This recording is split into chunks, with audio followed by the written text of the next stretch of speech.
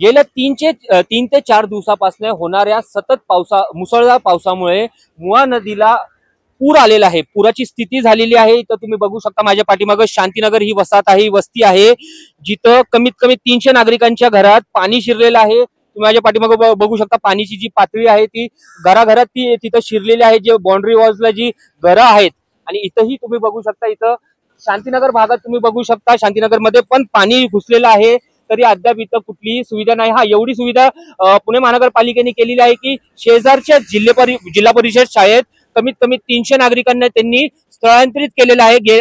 कालपासून त्यांनी सगळे नागरिकांना तिथं हलवलेलं आहे। नागरिक तिथंच आहे। शांतीनगर भागात 24 तासात आता लाईट नाहीये। 24 तासापूर्वी इथली लाईट कापण्यात आलेली, ती सतत होणाऱ्या पावसामुळे इथं विद्युतचा पण धोका निर्माण झालेला होता, ज्यामुळे ती लाईट कट करण्यात आली ती। अजून तरी इथं वितरणनी कलेक्शन पुन्हा सुरू केलेले नाहीयेत। आपले बरोबर काही नागरिक आहेत ज्यांना स्थलांतरित केलेलं आहे, आपण त्यांच्याशी बातचीत करून जाणून घेऊयात। दादा, काही शांतीनगर भागात पाणी घुसलेलं आहे, 300 नागरिकांना नानासाहेब परुळेकर मध्ये शिफ्ट केलेलं आहे, काय बचाव कार्य आणि काय रिलीफ वर्क काय चाललंय? आमच्या काल संध्याकाळी पाणी वाढल्यानंतर आम्ही त्या ठिकाणी चक्कर मारलेली होती वस्ती पातळीवरती नदीकाठी, आणि त्या ठिकाणी लोकांना सावध केलं होतं की कुठल्याही क्षणी पाणी येऊ शकतं। आणि सकाळी आज पहाटे 5:30-6 वाजता मला फोन आला की दादा या ठिकाणी आपल्या भागामध्ये पाणी आलेलं आहे। मी प्रभाग अध्यक्ष या नात्याने मी सर्व कार्यकर्त्यांना सोबत असतो, आणि मग सकाळी 6 वाजता फोन आल्यानंतर मी लगेच तातडीने त्या ठिकाणी गेलेलो आहे। आणि पाहिलं असता त्या ठिकाणी खरंच अनेक घरे पाण्याखाली गेले होते। त्यांना विनंती केली आपण की नानासाहेब परुळेकर शाळा असेल किंवा त्या ठिकाणी बुद्ध विहार आहे, त्या ठिकाणी समाज मंदिर आहेत, आपण त्या धोक्याच्या ठिकाणावर निघून आपण सुरक्षित स्थळी पोहोचावं असं विनंती केली होती। आणि त्या विनंतीला मान देऊन सर्व नागरिकांनी आता आपण पाहू शकाल की नानासाहेब परुळेकर शाळेमध्ये आहोत। काही कधी स्थलांतरित झालं, कधी इथे तुम्ही शिफ्ट झाले? आम्ही पहाटे 4:30 वाजता आलेलो। पहाटे 4:30 वाजता पाणी शिरलं घरात? हो, 2:45लाच घरामध्ये पाणी आलेलं। किती नुकसान काय? नुकसान म्हणजे आता आम्ही अंगावरच्या कपड्यानेच आलेलो आहे। तुमचे सगळे मौल्यवान वस्तू वगैरे? हो, तर मौल्यवान वस्तू घरामध्येच आहे। तर आमची तशीच नाश्त्याची पाणी शिरल्यामुळे राशन तर सगळं पाण्यात गेलेलं आहे। कारण काय घेऊन पळायचं काय नाही, तसं आम्हाला सांगितलं होतं की घरामध्ये पाणी येणार आहे, तुम्ही सावध मध्ये राहा। पाणी स्पीड न आलं म्हणजे आम्ही अंगावरच्या कपड्यानंच निघालो। मग इथं आल्यावरती आमची चहाची पण सोय केली, नाश्ता, दुपारचं जेवण पण दिलं, आमचं मेडिसिन पण झालेलं आहे।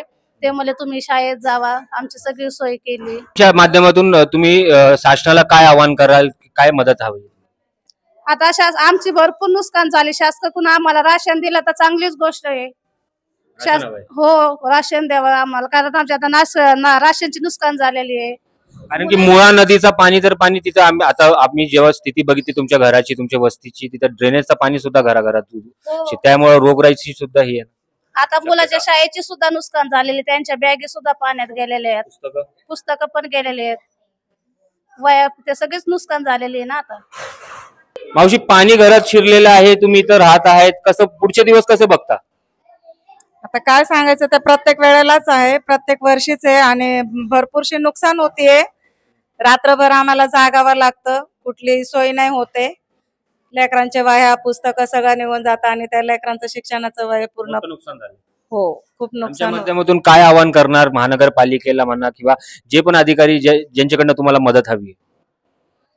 आता तुमच्या इच्छेने तुमच्या अंतःकरणात दया असेल तर त्या हिशोबाने तुम्ही आम्हाला मदत करू शकता। काय प्रॉब्लेम झालाय ह्या वर्षी? दरवर्षी सारखं पाणी शिरले घराघरात? हो, प्रत्येक वर्षी आमच्या इथं पूरग्रस्तच आम्ही असतो, पण मागच्या वेळेस 5 वर्षापूर्वी पूर आला होता, पण गेल्या वर्षापासून ह्या वर्षी नेहमीच पूर येतोय। गेल्या वर्षी तर आम्ही 2दा घर सोडून निघून गेलो होतो, 15 दिवस शाळेमध्ये अक्षरशः राहिलेलो।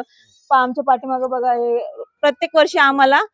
प्रत्येक वर्षी असं आम्हाला पळून जावं लागतं घर सोडून, आणि अन्न धान्याचं पूर्ण नुकसान होतं। फ्रीज, टीव्ही, वॉशिंग मशीन प्रत्येक वर्षी घेण्याची आमची ऐपत तर नाहीये, आम्ही मिडल क्लास फॅमिली मधून आहे। आम्ही जेवढं कमवतो हे प्रत्येक वर्षी असं आम्हाला घालवायला लागतं, प्रत्येक वर्षी काही ना काही नुकसान होतच आमचं।